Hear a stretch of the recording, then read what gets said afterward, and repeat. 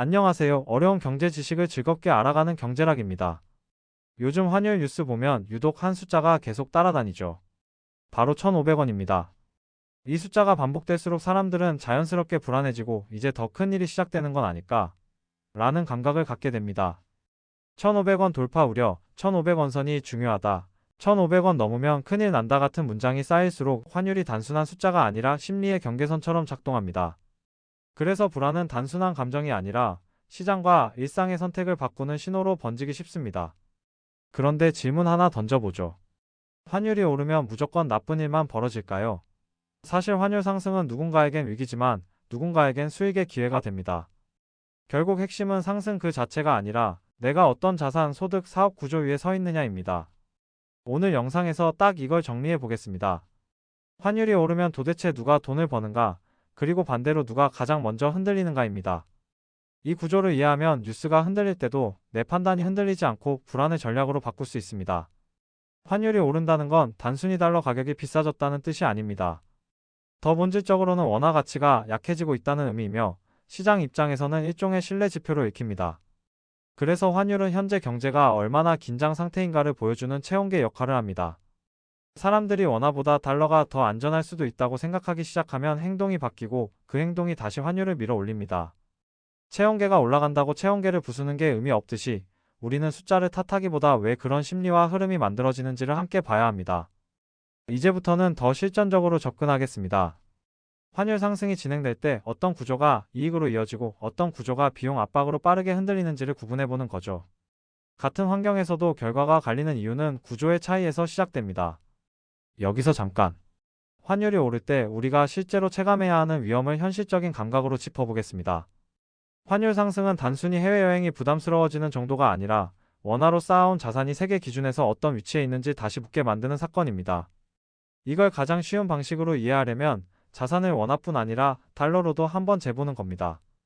많은 사람들이 원화 기준 성적표만 보고 안도하거나 공포를 느끼는데 달러 기준의 두 번째 성적표를 함께 보면 상황이 훨씬 입체적으로 보입니다. 예를 들어 5년 전 10억 원이던 아파트가 지금 13억 원이 됐다고 가정해 봅시다. 원화로 보면 3억이 늘고 수익률 30%이니 꽤 성공적인 투자처럼 보입니다. 하지만 여기서 중요한 질문은 이 13억의 가치는 달러로 보면 어떤가? 입니다. 5년 전에는 환율이 낮았고 지금은 1,500원에 가까운 수준까지 올라왔다면 원화로 커져 보이는 자산이 달러로는 덜 커져 보이거나 경우에 따라 이전보다 작아 보이는 구간도 생깁니다. 이게 환율 급등기에 나타나는 가치 착시의 본질입니다. 이 현상은 부동산만의 이야기가 아닙니다. 주식도 원화 주가가 상승했더라도 환율 상승이 그 상승분을 달러 기준에서 상쇄해버리면 국내에선 올랐는데 글로벌 기준에선 제자리거나 후퇴한 느낌이 충분히 만들어질 수 있습니다. 그렇다면 왜 이런 차이가 생길까요? 핵심은 통화 가치의 힘겨루기입니다.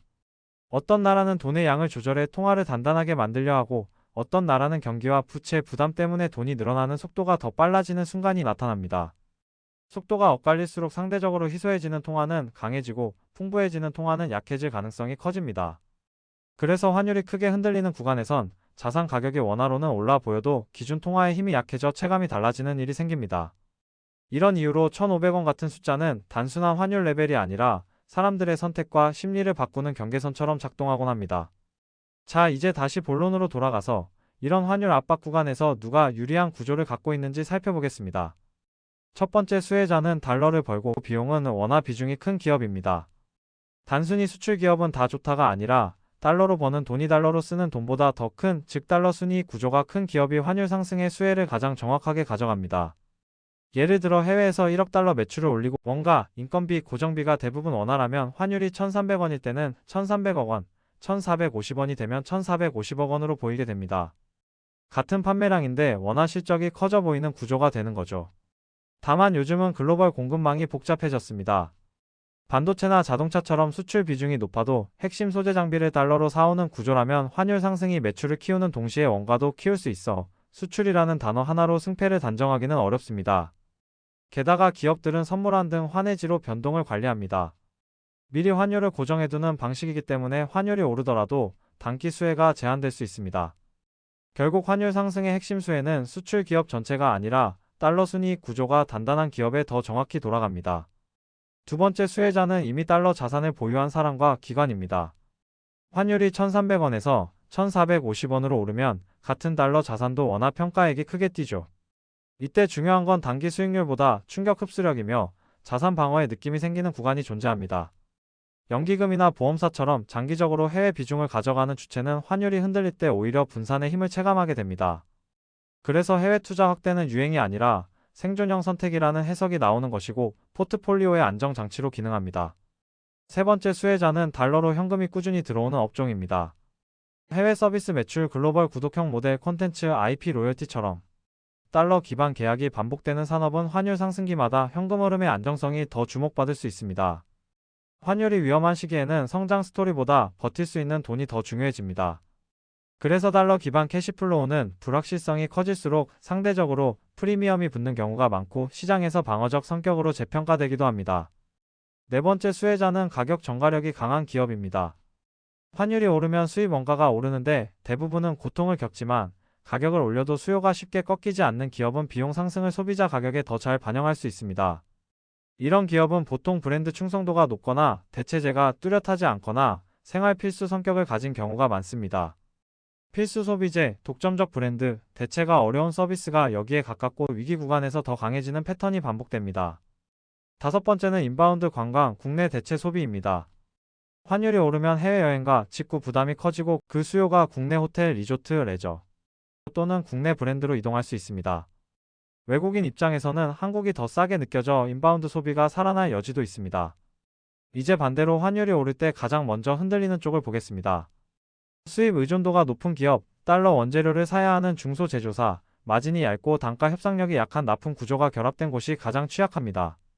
대기업은 충격을 흡수할 체력이 있지만 중소기업은 환율이 조금만 움직여도 이익이 바로 깎일 수 있습니다. 환해지를 하고 싶어도 비용과 인력이 부담되고 납품 단가를 올리고 싶어도 거래 구조상 협상력이 약한 경우가 많기 때문입니다. 환율이 오르면 재고 비용과 운전자금 부담이 커져 이익보다 먼저 현금 흐름이 흔들릴 수도 있습니다. 그래서 환율 상승의 진짜 충격은 항상 체력이 약한 곳부터 시작되며 이 지점이 경제 전반의 위험 신호로 확대됩니다. 개인 입장에서도 환율 상승이 무섭게 느껴지는 이유가 분명합니다. 소득과 저축이 대부분 원화 기반이어서 똑같이 월급 받는데 왜 생활이 더 팍팍하지? 라는 체감이 강해지고 이 불안이 다시 달러 선호로 이어지며 환율을 밀 수 있습니다. 그래서 1,500원 같은 숫자는 단순 레벨이 아니라 집단 심리의 스위치로 작동합니다. 하지만 개인이 할 수 있는 대응은 거창할 필요가 없습니다. 달러 지출 항목을 적어보고 해외 자산 비중을 0에서 1로만 만들어도 심리가 달라집니다. 또 환율이 급등할 때 감정에 휘둘리지 않도록 꼭대기에서 무리하게 사지 않는다, 분할로만 접근한다 같은 간단한 규칙을 세우는 것이 현실적으로 도움이 됩니다. 이 정도의 원칙만 있어도 불안이 과열되는 순간을 지나갈 수 있습니다. 이제 결론입니다. 환율이 오를 때 이기는 사람은 운이 좋은 사람이 아니라 구조를 가진 사람입니다. 달러를 버는 구조, 달러 자산 분산, 가격 전가력, 단단한 현금 흐름이 그 핵심이며 이 요소들이 합쳐질수록 환율 충격에 강해집니다. 반대로 비용이 달러인데 수익은 원화에 고정돼 있고 단가 협상력이 약하며 부채 고정비가 큰 구조는 환율 상승기에 더 크게 흔들립니다. 환율은 맞히는 게임이 아니라 내가 서 있는 구조를 점검하라는 신호입니다. 실전 체크리스트로 바꿔보면 더 선명합니다. 내 소득과 자산이 원화와 한국에만 묶여 있는지, 내 일과 사업이 환율 상승 비용을 가격에 반영할 수 있는지, 환율이 10%더 오르면 무엇부터 흔들리는지 미리 적어두는 것이 중요합니다. 이 질문에 답을 미리 준비해두는 것만으로도 환율 뉴스는 공포가 아니라 전략이 됩니다.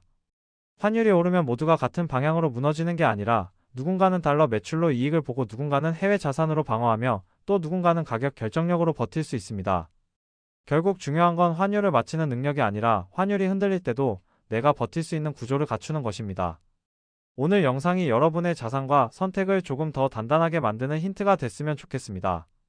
경제락이었습니다.